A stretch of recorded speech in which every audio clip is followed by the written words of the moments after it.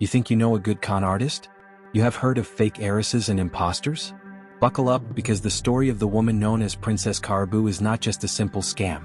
This was a performance so audacious, so meticulously crafted, that she did not just steal money. She invented an entire civilization, hoodwinked a nation's elite, and her escape plan was so brilliant she did not just get away with it. She became a legend. We are talking about a master manipulator who convinced brilliant doctors, wealthy aristocrats, and even a magistrate that she was a royal refugee from a kingdom that did not exist. She spoke a language only she understood, performed rituals nobody had ever seen, and wielded a weapon so bizarre it had to be real. This is the shocking truth behind the 19th century's greatest grift, a psychological operation so perfect that when it all fell apart, nobody even wanted to punish her. You are about to discover the twisted genius of the woman who did not just lie. She built a reality others were desperate to believe. Let us start with the day the legend washed ashore. The year is 1817 in the quiet English town of Almondsbury. A woman is found wandering the lanes, disoriented and alone, dressed in a strange black turban and a dress that looks both foreign and ragged.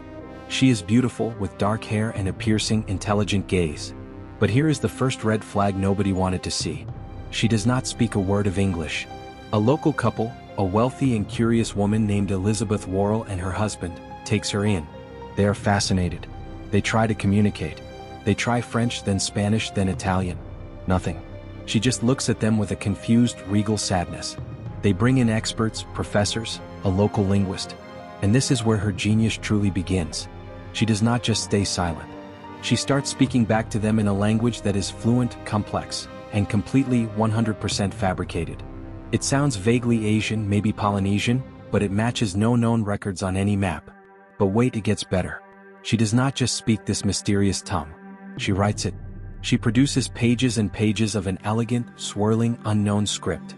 She draws detailed pictures of strange ships with unusual sails, of exotic flowers and of fantastical birds. She points to herself and gives them a name, a word that would soon captivate all of England. Caraboo.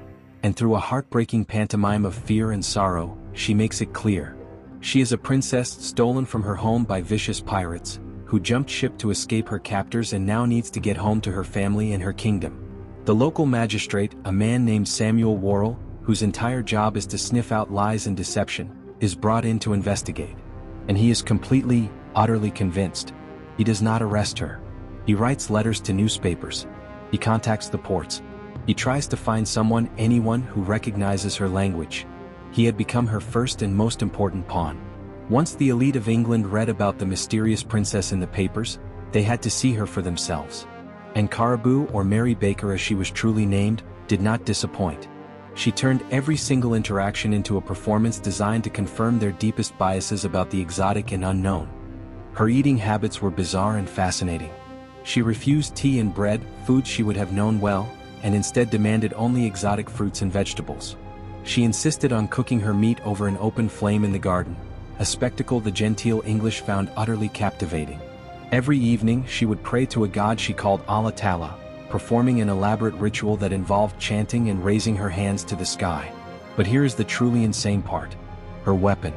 During a tour of the manor, she saw a gentleman's fencing foil and immediately recoiled in horror.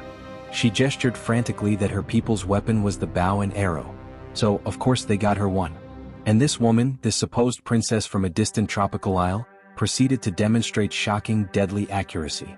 Where did a poor farmer's daughter from Devonshire learn to fire a bow like a trained warrior? That detail alone should have blown her cover wide open, but instead, it just made the legend more real, more thrilling. She was treated like absolute royalty. Mrs. Worrell bought her expensive new gowns, took her on carriage rides through Bristol, and showed her off at parties. Caraboo would stare with wide, innocent eyes at Christian crosses, recoil from the sound of church bells, and one time she was seen swimming naked in a lake. All behaviors the repressed Victorian elite interpreted as charmingly pagan and authentically savage. She was not just fooling them. She was performing their own fantasies of the noble savage right back at them, and they loved every minute of it. But even the most perfect lies eventually face a reality check. In this case, it was a landlady from the city of Bristol. She saw the picture of Princess Caraboo in the newspaper and recognized her immediately. This was not royalty. This was Mary Baker, a poor, eccentric and incredibly imaginative servant girl from Devonshire. She was a cobbler's daughter known for her tall tales and her desire to escape her dreary life. The jig was up. The Worrells were alerted. Confronted with the truth, Mary Baker had a choice: break down and confess or double down. And she chose the latter. At first, she stuck to her story with unwavering, stone-cold conviction. She was Caraboo. This other woman was mistaken. She was being persecuted. The pressure mounted. Finally, the evidence was too great and the truth came out.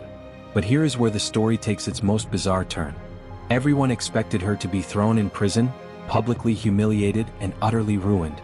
The Worrells had every right to be furious. They had been made a laughingstock in high society. But that is not what happened. The opposite happened. They were quietly impressed. Think about it. Mary Baker had not stolen their jewels. She had not blackmailed them.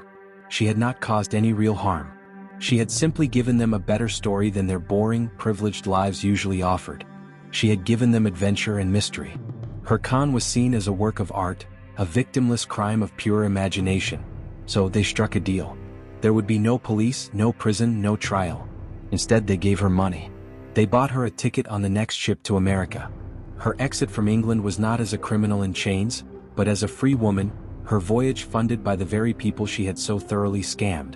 She even managed to be a minor celebrity for a brief moment in Philadelphia, capitalizing on her fame as Princess Caraboo, before eventually fading into a quiet, ordinary life. She married, had a child, and lived out her days. The woman who faked a kingdom got a royal pardon, a paid vacation to a new world, and a complete pass on one of the most audacious cons in history. So there you have it.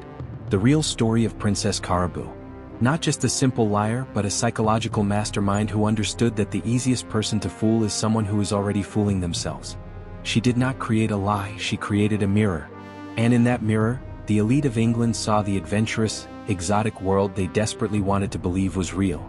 Her legacy is not one of crime, but a terrifying lesson in how easily reality can be bent by a good story and a confident performance. If this story of twisted genius makes you question what is real, maybe hit that subscribe button.